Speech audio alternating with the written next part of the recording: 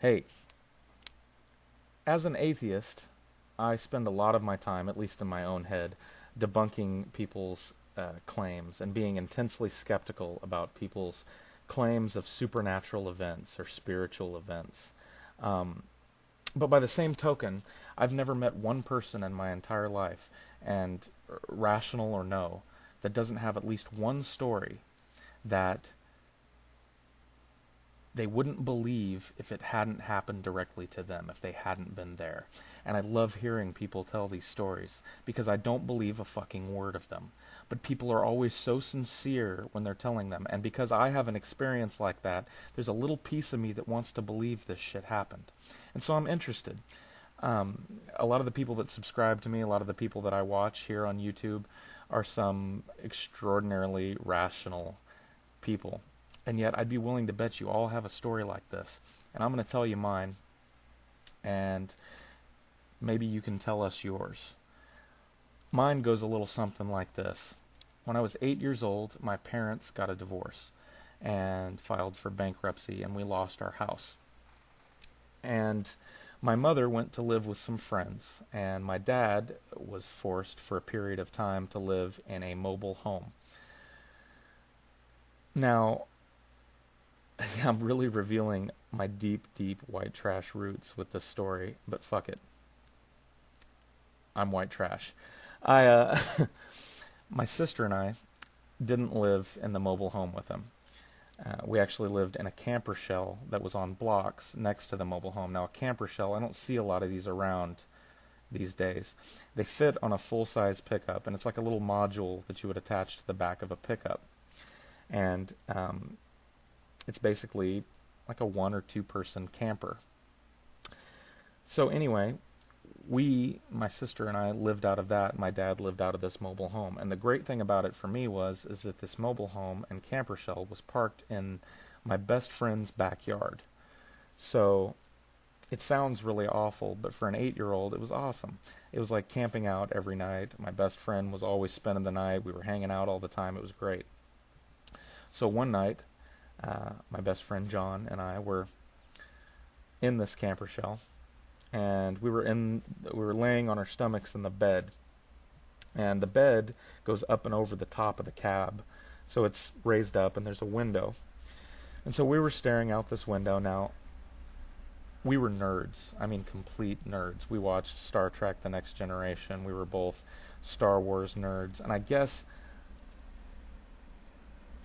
that's why there's a really skeptical part of me that wants to just discount this entire experience to, an overactive young mind, an overactive imagination. But this experience is so real for me. The memory of it is so vivid that I have never been able to shake it my entire life. And as skeptical as I am, I've never been able to get over this. So we're laying in this camper, and we're looking out over his property. He had a pretty decent piece of property. And so we were looking, and we're talking about aliens, probably. And I was looking at this star, and there was this blue star in the sky, and I'm staring at this as we're talking. And all of a sudden, out of nowhere, this star moves across the sky. A very deliberate, very rapid movement. Moves across the sky and stops. And so I was startled. I told him, I said, John, that star just moved. And he says, no, no, no. I said, yes, no, just watch it. Watch. And so we laid there and watched and kept talking. And sure enough, about 15 minutes later, it moved again, and he saw it. So we were instantly convinced that this was aliens. There was some sort of alien encounter going on. And so we formulated a plan. The next night was a weekend. We were going to camp out in his backyard underneath the stars, and we were going to experience some alien shit. Come hell or high water, we were going to get abducted or have a close encounter of the third kind or something. So the next night, we got a little ice chest packed up with some snacks in it and some sodas. We had a blanket and a couple of sleeping bags. He had a little voice recorder because we wanted to get some sort of audio documentation if there was an alien. So anyways, we camped out. We stayed up pretty late that night, and eventually we passed out. Nothing happened. Now this is where it gets weird. To the best of my recollection, it was the wee hours of the morning. I woke up. Now, his property, sloped.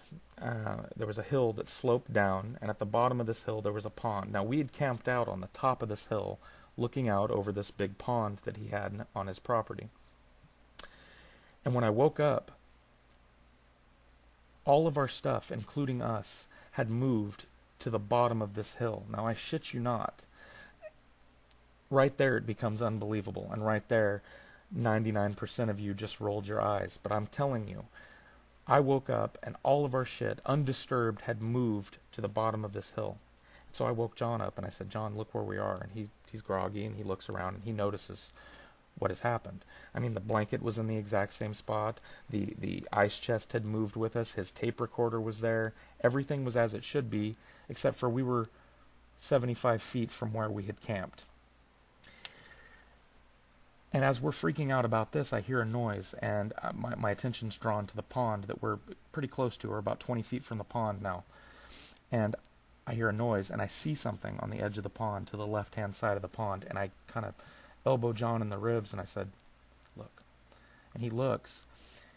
Now, I don't know what it was, but there was something in the brush on the left-hand side of the pond moving. And it was messing with the water.